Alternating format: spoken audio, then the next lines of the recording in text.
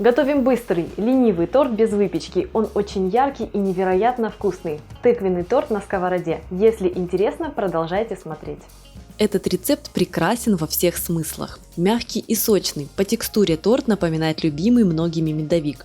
Его вкус насыщенный и очень согревающий, а готовится проще простого. Осилит и новичок, а опытным кулинарам просто даст возможность насладиться легким процессом.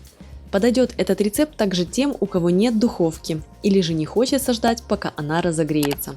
Список ингредиентов к рецепту в конце видео и в описании. Чтобы сохранить себе этот рецепт, ставьте лайк, а также подписывайтесь на мой канал «Жизнь вкусная» и нажимайте на колокольчик. Всем привет! Меня зовут Галина Артеменко. От этого торта будут в восторге даже те, кто не любит тыкву.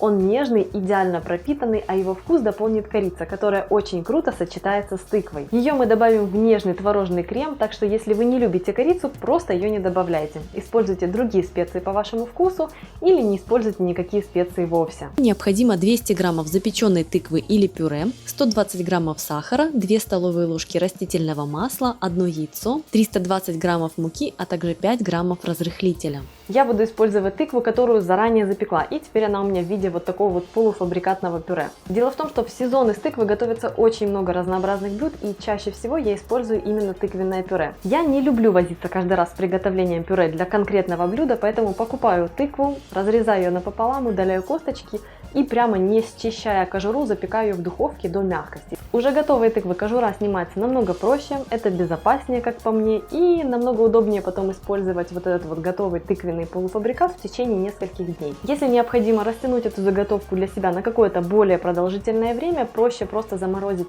готовую печеную тыкву в пластиковых лотках или разложив ее по зип-пакетам. Это очень удобно. Для творожного крема возьмите 400 граммов творога жирностью 10%. Он должен быть мягкий и легко растираться между пальцами. Так крем получится однородным. Можно использовать брикетный творог. Также возьмите 400 граммов жирных сливок 33%, 100 граммов сахарной пудры и 1 чайную ложку корицы для согревающего аромата. Готовим тесто. Тыквенное пюре, запеченную тыкву смешайте с растительным маслом, добавьте яйцо и сахар. Пробейте смесь блендером до однородности. В качестве альтернативы сахару можно использовать в этом рецепте мед. Он тут будет очень кстати, потому что отлично сочетается и с тыквой, и с корицей. Также можно использовать коричневый или кокосовый сахар. В половину объема муки, 160 граммов, то есть 1 стакан, добавьте разрыхлитель и перемешайте смесь. Так разрыхлитель равномерно распределится по тесту. Вмешайте муку в тыквенную основу. Удобнее делать это частями. Вымешивайте тесто вручную или при помощи миксера, как вам удобнее. Пока тесто еще не очень густое, миксером будет удобно, но на самом деле процесс этот такой быстрый, что все отлично получается и при помощи ручного труда.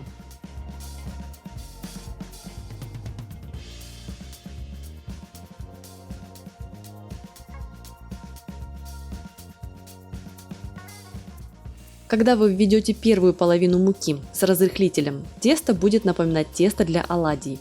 Теперь введите вторую половину муки и перемешайте тесто. Оно начнет собираться в шар, но при этом останется мягким. Пришло время дозамесить тесто.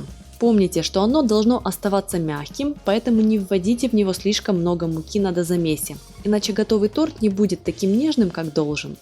Щедро припыляйте рабочий стол мукой и месите тесто до той консистенции, когда оно будет еще очень мягким, но при этом из него уже удобно будет раскатывать коржи.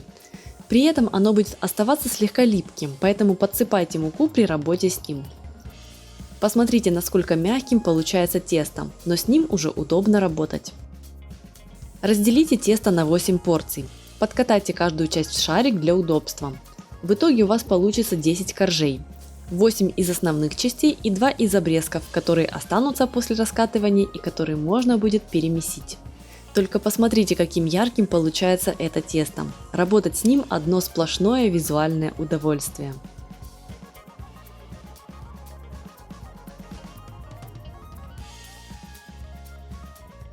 Приступаем к раскатыванию коржей. Щедро обсыпьте колобочек тыквенного теста мукой, расплющите его руками и раскатайте при помощи скалки в тонкий пласт. Он должен быть чуть большего диаметра, чем десертная тарелка, около 20-22 см. Толщина пласта теста должна быть около 1,5–2 мм. И не забывайте во время раскатывания припылять корж мукой. Вырежьте из пласта теста корж, используя подходящий шаблон. У меня тарелка. Если вы планируете печь торт на сковороде меньшего или большего диаметра, ориентируйтесь на нее.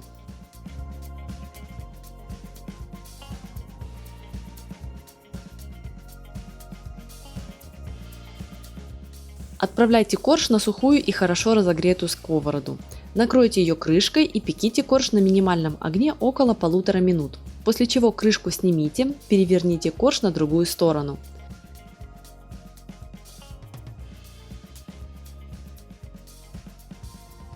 Пеките еще секунд 30, после чего снимите со сковороды. На выпечку каждого коржа уходит всего пара минут. Испеките коржи из оставшегося теста.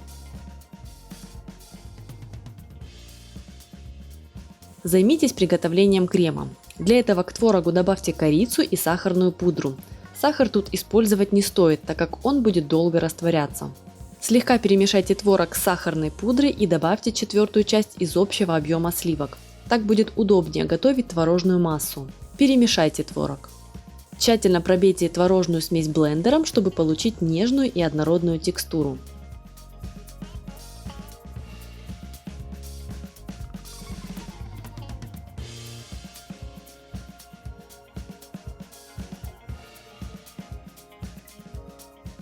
Теперь взбейте оставшиеся охлажденные сливки. Взбивать до состояния крема не нужно. Нужно лишь дождаться, пока они станут пышными, превратятся в мягкую пену. Добавьте в сливки пару ложек творожной массы и взбейте крем. Когда первая порция творога смешается со сливками, добавьте оставшуюся часть творога и взбейте крем до пышного состояния.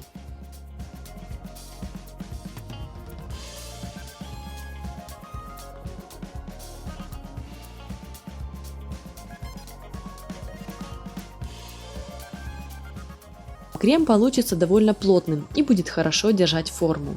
Не как масляный, конечно, но для творожного крема это отличный результат. Таким кремом можно запросто украшать десерты при помощи кондитерского мешка с насадками. При этом крем нежнейший, он отлично пропитывает плотное тесто и готовый торт будет таять во рту. Давайте соберем торт. Перемажьте все коржи творожным кремом с корицей. На каждый корж у меня уходит столовая ложка. Нужно также помнить, что еще немного крема нужно оставить для финальной отделки. Так что вы сможете сразу отложить пару-тройку столовых ложек в отдельную миску и убрать ее в холодильник.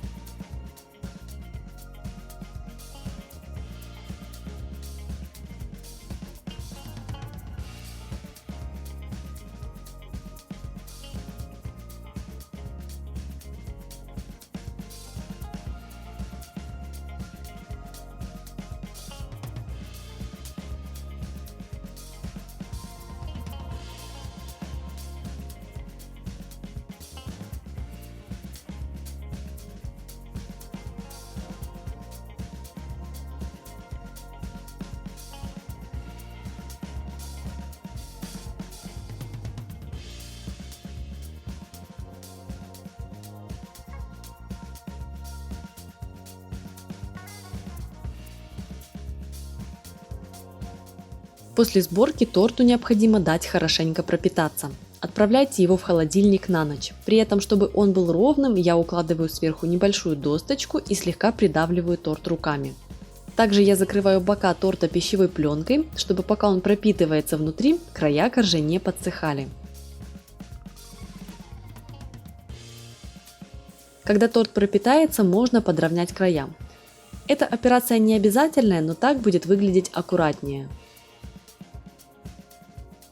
Оставшимся кремом отделайте бока и верх торта, а затем украсьте по своему вкусу.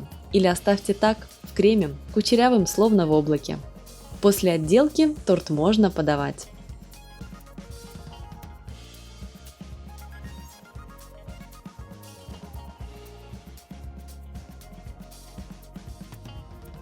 Друзья, обязательно побалуйте себя и приготовьте этот вкусный тыквенный торт. Также ставьте лайк, если рецепт вам пришелся по душе, и подписывайтесь на мой канал. Не забывайте нажимать на колокольчик, чтобы получать уведомления о выходе новых видео. Меня зовут Галина Артеменко, и это канал «Жизнь вкусная».